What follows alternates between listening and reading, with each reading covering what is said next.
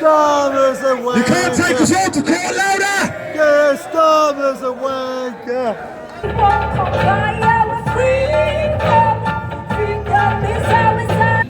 There may be some deluded individuals, misguided, and that might call them,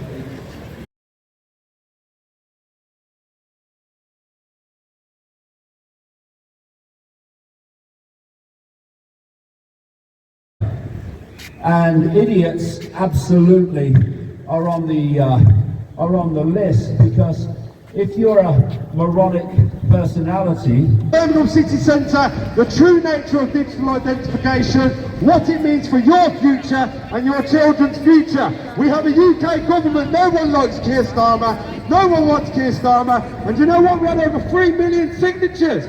By the people, for the people, over 3 million signatures, no to digital ID. But this government is out of control, this tyrannical, authoritarian government. And what they're trying to do, ladies and gentlemen, is get us locked into something called a technocracy, where we will be bound to this digital beast system. Carbon credits, travel credits, how much red meat you can buy, how much dairy you can consume. Everything will be locked to a one login digital ID system. Now if you care about your children's futures, like I know you all do, we have guest speakers here today that include vaccine injured and campaigner John Watt from Glasgow, Scotland, Bring the Noise podcast. We have the world famous David Edge from 1 PM onwards today, and we have former MP Andrew Bridget, Conservative MP, expelled from the MP party, Conservative Party, for exposing excess deaths, COVID vaccines from the day they administered something that was supposed to save lives. We have a government that's continuing to push COVID vaccines when excess deaths went up some 20% from the day it was administered. Strokes, heart attacks, blood clots, all at home in demographics of people wouldn't usually be dying shortly after this COVID vaccine. All of this and the bigger picture, global sustainability frameworks, the WHO treaty, pandemic treaty, all of this will be infused to one login digital ID system. Are you up to date with your mRNA jabs? You will have to be if we fall victim to this digital ID beast system. So ladies and gentlemen, 1 PM, let's get this party started, headed into March. We say no to digital ID.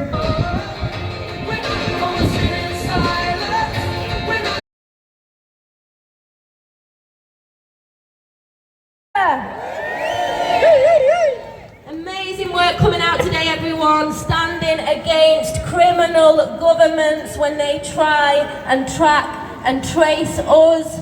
We say, let's use the technology to track and trace them and their criminal behaviour. We do not comply, we do not consent. And when they come knocking, you can sing them this through your letterbox.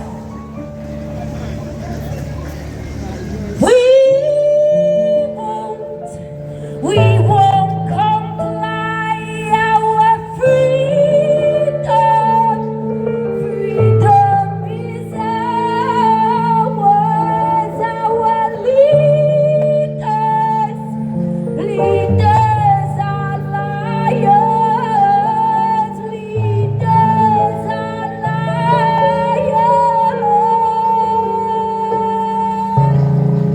And now they want to give you a digital light, when all we really want is to be free. But digital freedom just won't cut it, because we can't trust these hand-picked puppets. Let's get down to brass tacks. There's a caste system in Britain called social class, to keep the poorest fed just enough, so we won't wake up and call them bluff. The media feed you sensationalism to make you justify racism. In the meantime, billionaires beg you try, keeping fighting at an all-time high, to the point where they're placing the bets on which civil war resets the entire security system. Digital ID in a corporate prison. It's all about profit, profit. It's all about profit, profit. Fed by the love of power, but the power of love is the only way to stop it. We won't comply, our freedom is ours, our leaders are liars.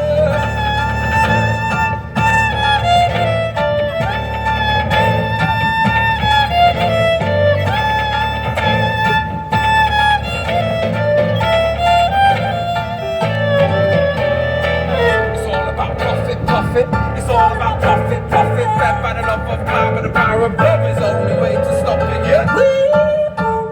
We won't comply, our freedom. Freedom is ours, our leaders. Leaders are liars. Leaders are liars. Leaders are liars.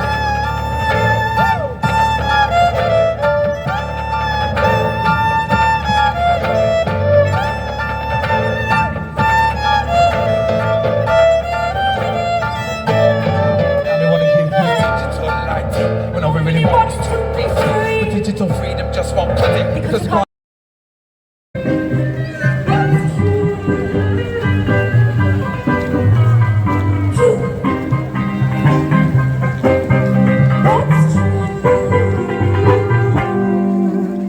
And they all want to see the sacred sights, but no one wants to fight for our ancient rights. Where we will not stay inside or do what it says in the new guidelines. How many dare to question the government's intentions? Who governs minds? Who governs minds? Who's governed mind? That's true. When they keep telling lies,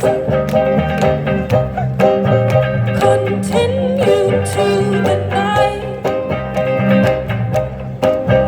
refuse to answer why. When the news is an illusion to keep you from the truth. What's true? When no one dares to say what's true. True. What's true?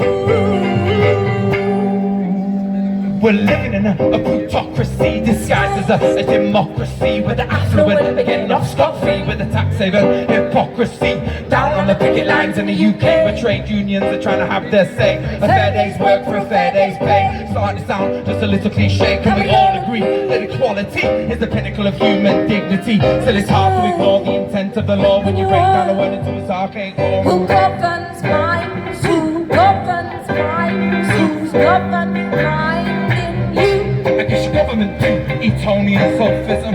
These phonies with their cronyism grow the wrong pants and will go to prison to keep you from the truth. What's true? When no one dares to say what's true, to keep you from the truth. Ladies and gentlemen, it's great to be in Birmingham once again. We're just before Christmas, and I think this is a sort of time of year when it's taking stock of what's happened last year or this year and looking forward to the future. And one thing I can assure you is that if we say yes to digital ID, it's going to be a very dark future.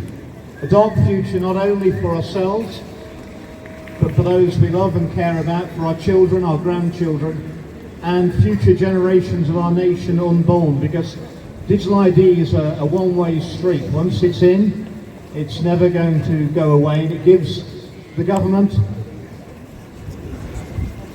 absolute control ultimately over every aspect of our lives. You'll be giving away your freedom, vicariously giving away the freedom of those you care about and your neighbours, but you will be giving away the freedom of your children and grandchildren. And there may be some deluded individuals, misguided, and that might call them, who trust this government. But by signing up for digital ID, you've got to trust every government in the future. Governments who have not been elected, governments you probably won't support. That's the level of trust you would have to sign up for digital ID. Now there's a saying I quite like, I think it was Tony Benn, a man of the left who was actually a great Democrat and very much against the European Union. And he said that when the people are scared of the politicians, that's tyranny. And when the politicians are scared of the people, that is democracy. Well, I think we are scared of what our government's going to do to us next. It's the most unpopular government in history, pushing through the most unpopular policies in history. And I don't think they're going to pivot away. You've got a Prime Minister, a government with 11% support in the country, putting through a policy of digital ID which 2/3 of the public oppose. How is that democracy? And do they look like they're a government about to change their policies? Do they look like they're scared of facing the electorate in a few years' time at the ballot box? I fear they have plans that they're now cancelling local elections left, right and centre. They're conditioning you for the fact that they're going to cancel the general election in 2029. They'll find an excuse, maybe it's going to be a big war with Russia or an emergency. You've got to stand up for your rights, you've got to stand up for democracy, you've got to stand up for yourself. And I don't think anyone's coming across from America to save us. We've got to save ourselves. And digital ID is the cornerstone of Agenda 2030. Without digital ID, they cannot bring in any of the aspects of Agenda 2030. They can't bring in vaccine passports, which they'll want to make sure that we're all fully vaccinated. We won't be able to bring in our carbon allowance, which will restrict our freedoms even further and tax us. So digital ID is the battleground we have to fight on, and it's a trap. And it's always better to avoid a trap than to try and get out of it once you're in it. God bless you, have a good Christmas, and say no to digital ID. Thank you. Dear Starmers away! Louder!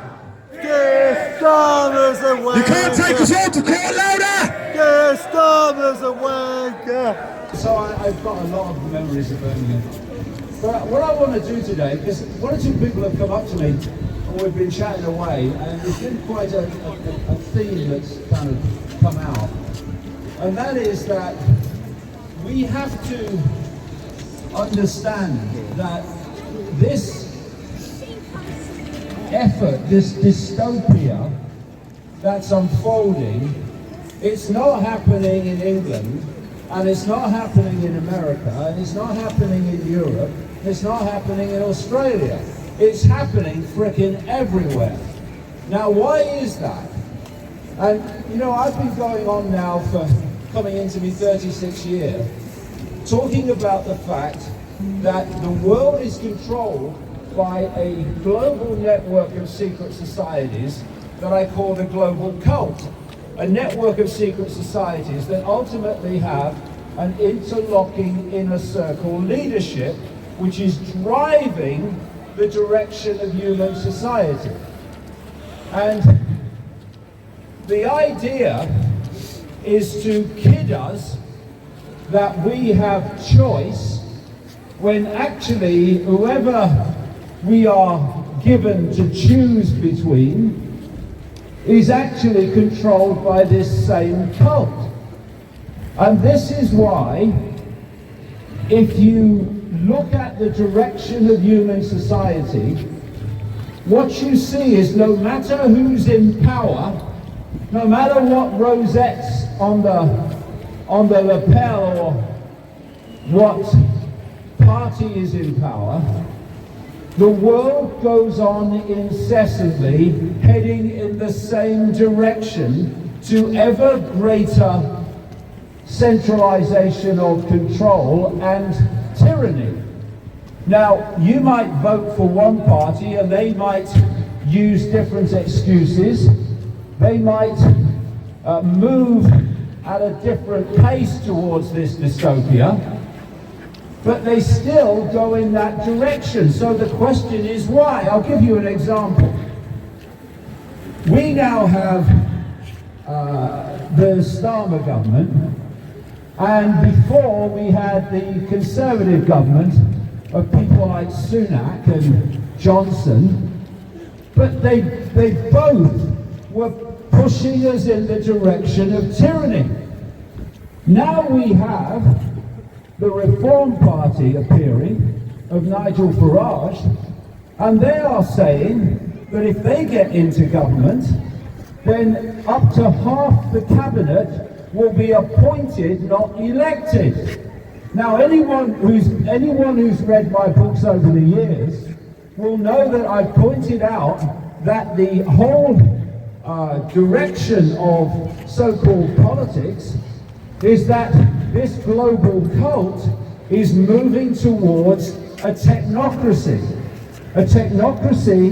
in which appointed people, technocrats, bureaucrats, and so-called experts in these various fields, they were great, weren't they, the experts during COVID? They are moving towards that, and what that means is the end of elected politicians. The end of elected politicians and their replacement with appointees. And you will have noticed, because it's not difficult to see, that through the whole period of COVID, and a long time before, come to that, but certainly now, look around, they are putting complete frickin' morons into government. You know, if the Trump cabinet has a brain cell between them, then it's as much as I've ever seen. And then, bloody hell, let's come back to Britain. David Lammy. Is there life on David Lammy? I see no evidence. Then you've got Rachel Reeves and all these other complete bloody idiots in power. Why? Because what they're doing systematically, because what this whole global conspiracy is a psychological game. It's to manipulate your perception so you behave the way the cult wants you to behave. So what they're now doing is everything they can to make the populations of the world lose total confidence in elected politicians by putting morons into power, and therefore to get the people to kind of accept, well, the politicians have been bloody useless, we can't be any worse. Thank you, gotcha. So if we look at digital ID and this AI human fusion, we are not looking at Keir Starmer alone imposing it in Britain. This is how it works. I mean, 36 years later, this is how it works. You have this global cult, goes beyond that too, but let's keep it at that level.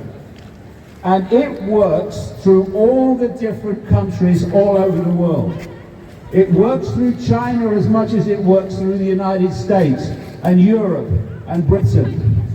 And it has an agenda for the world, not for England, for the world. And that agenda is for the fusion of humans and the human brain with artificial intelligence. They're telling you what they want to do, what they plan to do, and a digital control system, which means that AI, in effect, will control every fine detail of your life and your children's lives. So, let's look at Starmer from that perspective.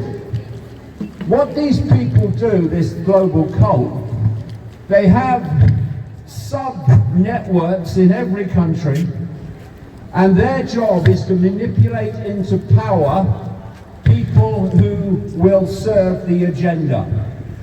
And idiots absolutely are on the list, because if you're a moronic personality, you have no original thought.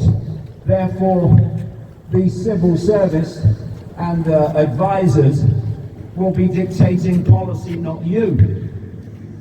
So you look at Starmer. He's been put into power by this cult and its British network. And if you look in his eyes, look at Starmer's eyes, this bloke's permanently bloody terrified. Not just when he's asked a difficult question like, what's your name? That's just a more accentuated part of it when he's got a question he doesn't like. But in general, he's terrified. And he's terrified because, you know, one of the great things, and we can bring this into Jeffrey Epstein and that whole network and the Jimmy Savile network, one of the ways they control these people is through blackmail. The reason, or one reason, there are so many pedophiles in governments and politics is because once one of those goes into power, you got them. You got them. Oh, well, you know, we've got a bit of a choice here. You can either pursue the policies we tell you to pursue, and then massive headlines on the front pages of the Sun, etc., will not happen. But, you know, we wouldn't like what you're doing to come out, would we? And this is massively part also of the control of politicians. So you look at Starmer and his mob, and you go back one step further deeper into the cult, and you meet Tony Blair. The one thing you know about Tony Blair is whatever he's saying is what the cult wants to happen every friggin' time. So he was the one, as an aide of his publicly talked about with a whistleblower some years ago, who opened the door, who opened the gates to mass immigration problem. And now he, through Starmer, he too, is saying the answer to that is digital ID. You create the problem, you offer the solution. And they're the same people doing both. And then you go one step back again into the cult, into the shadows, and you meet a guy called Larry Ellison, who is Tony Blair's handler. And Larry Ellison is supposed to be the second richest man in the world. He owns Paramount and CBS News in America. He's trying to buy CNN. A very good chance he's going to end up with the American version of TikTok. And he's the biggest private funder of the Israeli Defense Forces. And you go back and he'll have people to answer to, and they'll have people to answer to. And this is where it's coming from. So there is, as you look at the way we are played, there are common global themes which are used on everyone because it's coming from a global level, not just a national level. So, how do the few control the many? Well, look through human history and you'll see again that this is a constant theme throughout human history. The few control the many. Okay. Well, currently we're told there are 8 billion people in the world. And the number of people, I'll tell you from my own research and experience over these decades, the number of people in full knowledge that are driving this agenda from the inner core is frickin' tiny. Tiny. A smear compared with 8 billion people. So, mathematically, it's impossible for a few to control the many. Impossible. But how do they do it? And this is a constant throughout human history, and it's a constant today all over the world. Number one, you have to get your target population to have belief systems that are rigid and unquestioning, that limit, first of all, your ability, because that's what they do, to look beyond the limits of your belief system. I don't care if it's a religious belief system or a political belief system, left and right. You've got to have a rigid belief system. And they want loads of different ones, because then they can do the second stage of this assault on humanity, which is to divide and rule by playing off different belief systems against each other. Now, if we could just find it in ourselves to have to be at peace with someone having a different view to us without seeking to impose their beliefs on everyone else, then we might have the chance, while not agreeing on everything, to come together on something that impacts upon us all. Because, you know, this is not an attack on the freedom of Christianity or Islam or Hinduism or Buddhism or any of them. It's not an attack on the left or the center or the right. It's an attack on all of us to impose this unbelievable, never seen before in known human history, dystopia of control. And so what they want us to do is to go on fighting each other over different belief systems and ideologies, and not look up and see that the same hands are holding the strings attached to all of us. They want us in conflict. No, they must have us in conflict, otherwise they cannot prevail. And like I say, that doesn't mean we have to agree on everything. But what we have to do, surely, is to focus our attention on what matters to all of us, what affects all of us. Charlie, you look at the alternative media at the moment, or what passes for it often, and you'll see this focus on who killed Charlie Kirk, this focus on Turning Point USA and the meeting between Erica Kirk and Candace Owens, and what they're going to happen? Massive freaking numbers, millions. Oh my God, look at what's going to happen. And while that's happening, and our focus of attention, this is what perception manipulation is all about. It's controlling your focus of attention. While this is all happening, this is happening. And what they want, and you're going to see this in 2026 even more, they want to create as many diversions as possible so that we're looking all over the place except here. Because this control system up to this point has controlled people via control of perception. So, they have to manipulate information. Where do we get our perceptions from, our belief systems from? We get them from information received. So you control information as best you can. And censorship is a massive means of controlling information. You can see this, hear this, but not hear this and see that. Because that might give you a different view of the situation to the one we want you to have. And so you had this, up to this point, manipulation of information to control perception. Look at COVID.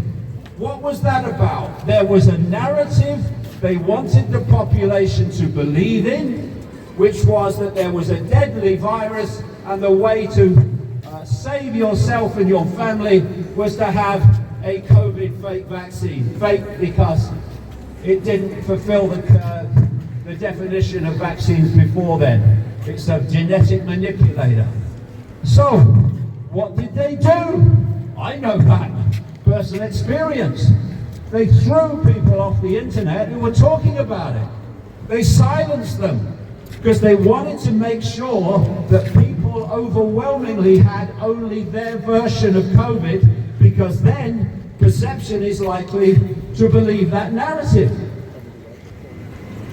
But we now, with the digital ID and digital currency, which is fundamentally connected, and with the AI human fusion, we are on the cusp of going to the next level.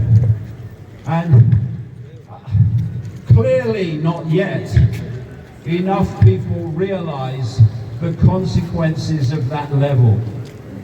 It is that AI is connected to the human brain, and it doesn't have to be done through just microchips in the brain that we can see. It can be done through nanotechnology, which just happens to be what was put into the body of so many people via the COVID fake vaccine and through other means now. And the idea is that we will get our perceptions not formed from manipulated information, but we will get them direct from artificial intelligence. So basically, we are being connected to a hive mind, which will deliver our perceptions, and it will deliver our emotional reactions. And funnily enough, when that happens, if we allow it to happen, that AI will not be asking questions like, who's running the show? To what end? Why do they do this? Why do they do it like that? Why is freedom being taken away? AI is not going to ask those questions. That's the idea. Complete human control of thought and emotional response. And that is unfolding before our eyes now. And alongside it is designed to be this digital dystopia, where every fine detail of our lives will be controlled by AI ultimately, but through a digital system. And the idea of the digital ID is obviously direct control of everything and tracking of everything and everyone. But the digital currency, which is unfolding at the same time, the so-called central bank digital currencies, that's designed to work in tandem with the digital ID, and it's coming in all over the world. You know, Trump came in, total con man. Now, is that upsetting anybody? Well, I have been saying it ever since he came on the scene in 2016 politically. Total con man. What he's saying, what he said, because his MAGA base is all against this central bank digital currency, is that he was going to sign, as he did, an executive order that said America will not have a digital currency, a central bank digital currency. What he then did was introduce something called stable coins, which is a digital currency. It's not central bank digital currency, but it's a digital currency. And what's the common theme between that and central bank digital currencies? Programmability. Once you have the digital currency in place, they can program the area in which your money can be spent, and on what, and what cannot be spent upon. So, you want to go and buy something that will give you a better understanding of what's happening, they can stop you buying it. They can stop you spending that money, your money, outside of the designated area. Here we have the way to police the so-called 15-minute cities.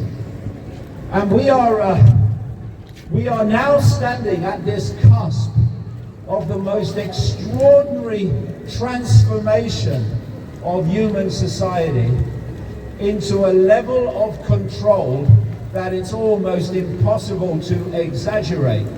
And it's all being orchestrated from this global level, and people like Starmer do what they're told because that's what they're put in for. Just like Blair was, just like Sunak was, just like Johnson was, and just like Trump is. So people talk about what are the solutions? Well, I keep saying over the years, I'm not interested in solutions, because what happens with solutions is they usually lead to more problems in need of more solutions. What I'm looking for is the cause of the problem. How do a few control the many throughout human history? Because if you remove the problem, or you remove the cause of the problem must disappear. It has to. So what's the cause of the problem? That we have fallen over and over for rigid, unquestioning belief systems that can be played off against each other, that limit your ability to expand into the levels of infinite possibility and understanding and insight. Because if you go beyond the wall of your belief system, you're no longer whatever you call yourself. You're no longer a Christian, you're no longer a Muslim, you're no longer a Hindu, whatever. You're no longer left or you're no longer right. Because you realize it's all bloody nonsense. And all designed to divide us, to divide the totality of humanity, so the few can go on ruling, except ruling, as I've said, on a level now that is beyond the imagination, really, in terms of this control. Now, there's a guy who is a so-called futurist executive of Google called Ray Kurzweil, and he said a few years ago, he claims to be the numero uno man who understands about this whole AI human fusion agenda. He's in favor of it, of course. And he said a few years ago this: by 2030, humans will be being connected to artificial intelligence. Is in his words, they will be connected, their brains will be connected to the cloud. And his words again, from that moment, artificial intelligence will do more and more of human thinking until human thinking as we've known it is negligible. He means deleted. And you're looking at this circling of the wagons around the politicians by the AI billionaire technocrats and psychopaths like Elon Musk, like Peter Thiel, like Mark Andreessen, like one of their number called David Sachs, who is now the AI crypto czar, crypto digital currency czar of the Trump administration. It's moving in faster and faster, and we must not have our focus of attention pulled into myopia and pulled in other directions, which is what's happening and what is planned to happen massively in 2026. We must focus on this, because our children and grandchildren are depending upon us to do so. Because if we think we have dystopia now, what the hell world are they going to live in if we go on allowing this to happen? 8 billion people cannot be controlled by a handful, unless the 8 billion give their power away to the few. Fascism, communism, tyranny are never imposed by fascists, communists and tyrants because there's never enough of them. Tyranny is imposed by the acquiescence of the population to the tyrants. And while we go on doing that, we are going on playing the game that has ensured that human society has been controlled by the few throughout human history. If we're going to remove the cause of the problem, then we have to stop acquiescing to authority. We have to stop being divided by belief systems, because our belief system is the best and thou must impose it on you. We've got to start looking at this global level and what it really is and what it really means, and realize that no matter what you believe, that cult has you in its gun sights. But together, we could bring this down over bloody night. That is the frustrating thing and the sad thing. Because if someone like Starmer or Trump or any of these bloody buggers come out and say this is what's going to happen, if enough of the population say we're not doing it, we're not having it, we can see why you're doing it, and we're not cooperating, then we will see where the power has been all along. It's been with us, the population, not with authority. Authority imposes its will through our acquiescence. It uses the power to impose itself, which is the power we bloody give to them. What are we doing? And if we don't, then they'll get what they want. If we do, the edifice of power, which has always been illusory and psychological, will fall, and our kids will live in a world worth living in. It's up to us to step up and say no, enough, no more, because there's nothing more important than bringing an end to this. Because if we cross this line, from then on, it's going to be very, very difficult to turn it back. Thank you very much.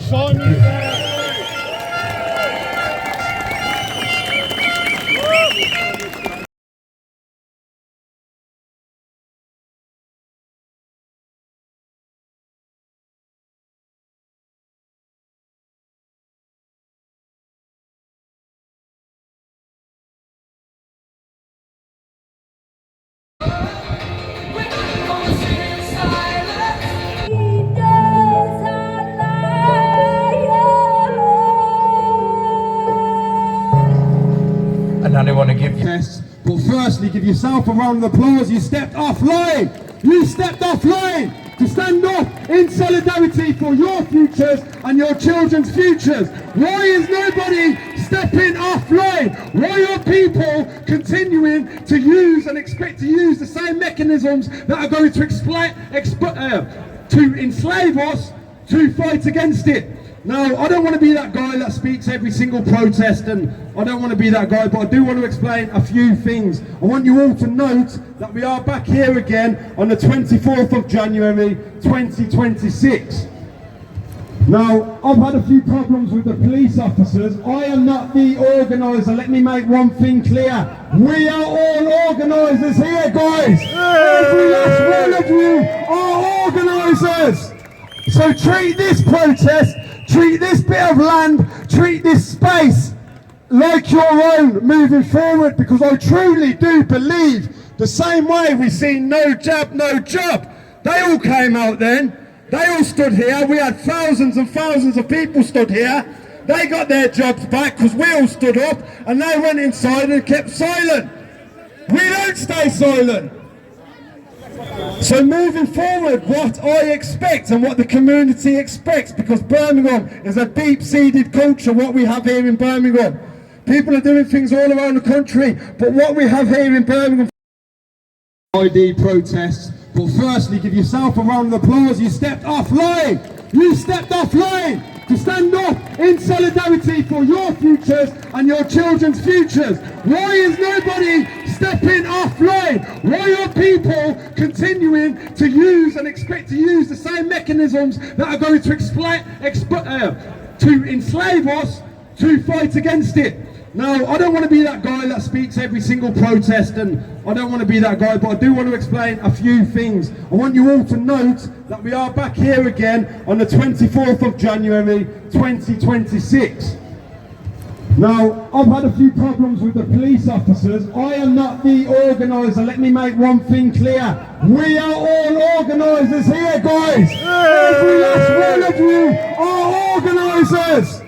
So treat this protest, treat this bit of land, treat this space like your own moving forward, because I truly do believe the same way we seen no jab, no job.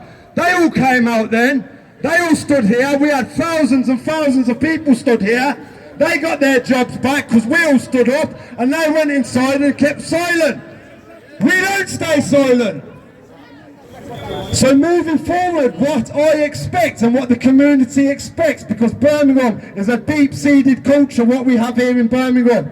People are doing things all around the country, but what we have here in Birmingham for 5-6 years now is a deep-seated culture. And to the police and the Birmingham Bullring and whoever else may be listening, we are not going anywhere. We are going to come out here each and every single month and fight in solidarity for our children's futures, because nothing is more important than overturning this digital ID infrastructure push. Do you agree? Nothing is more important, guys. So anyway, they have me in court. I pled not guilty. A month or two ago we had a protest. I called Keir Starmer a what? Wanker! What? I called him what? A wanker! I didn't think we could say that word in public. They've got me in court for it. I think my trial, not guilty trial, is in June. 25th of June. I'd love you all to sing a song now. Wanker! Keir Starmer's a wanker! Louder! Keir Starmer's a wanker! Louder! Keir Starmer's a wanker! You can't take us all to court, louder! Keir Starmer's a wanker! Keir Starmer's a wanker! Louder! Keir Starmer's a wanker! We don't want them, we don't need them. So guys, moving forward, 24th of January, and what I do expect the same with no jab, no job. We are going to see the more they push, the more they press for services, to claim pensions, whatever it may be, people are going to come out. And people need to understand we are going to be here each and every month, and you guys are the original gangsters for that. You're the